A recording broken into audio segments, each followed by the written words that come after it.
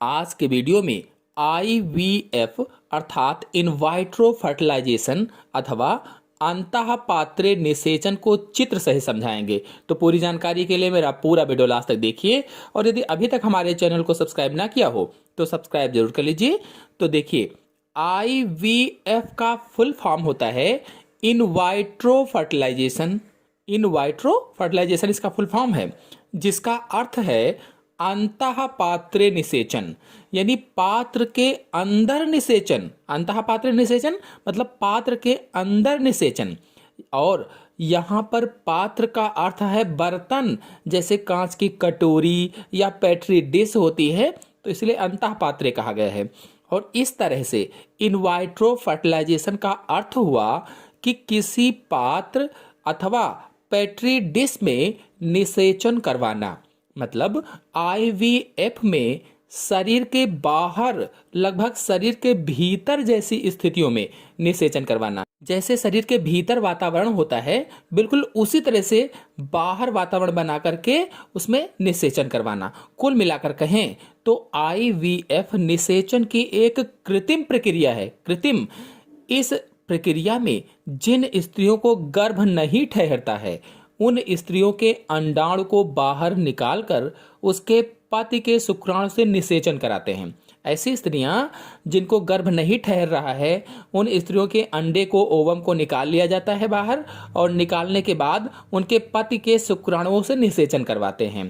फिर निषेचित अंडे को माता के गर्भाशय में रोपित कर देते हैं और गर्भावधि पूरा होने के बाद माता सामान्य शिशु को जन्म देती है। इसी प्रक्रिया को IVF कहा जाता है। तो आपको समझ में आ गया कि IVF क्या है। चलिए जानते हैं कि ये कैसे किया जाता है। तो कुछ स्त्रियां संतानों को सामान्य रूप से पैदा नहीं कर पाती हैं, लेकिन उनके अंडाशय और गर्भाशय सामान्य होते हैं, किंतु अंडवाहिनियां असामान्य होती हैं। मतलब स्त्री की ओवरी और यूट्रस तो नॉर्मल होते हैं, लेकिन ओविडक्ट अथवा फैलोपियन जो नलिकाएं होती हैं वो नॉर्मल नहीं होती हैं, अथवा ओविडक्ट या फैलोपियन नलिकाओं में कॉम्प्लिकेशंस होते हैं। इसीलिए ये बच्चा पैदा नहीं कर पाती हैं, क्योंकि निषेचन नहीं होता है। अब बच्चा पैदा करने के लिए प्रयोगशाला में इन स्त्रियों के अंडाणु को निकालकर पेटी डिश के पोषक तरल में रखा जाता है। अंडाणु को शरीर के ताप के बराबर ताप पेटी डिश में दिया जाता है। जो जैसे शरीर का ताप होता है, बिल्कुल उसी ताप में पेटी डिश के अंदर उसको रखा जाता है। मतलब बॉडी के अंदर वाला वातावरण देने का प्रयास किया जाता है। और अंडे को लगभग में मान के चलिए कि 6 घंटे तक पेटी डिश के पोषक तरल में रखते हैं। अब उसके पति को हस्त मैथुन के द्वारा वीर्य निकालने को कहा जाता है।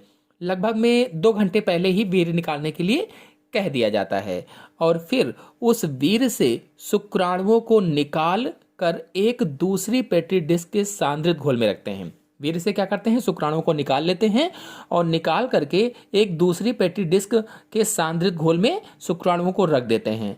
इसके बाद उसके पति के शुक्राणुओं से अंडाणुओं का निषेचन कराया जाता है, यानी शुक्राणुओं के घोल को अंडाणुओं की पेटी डिश में डाल देते हैं और लगभग 18 घंटों तक इंक्यूबेटर में शरीर के ताप के बराबर ताप में रखा जाता है।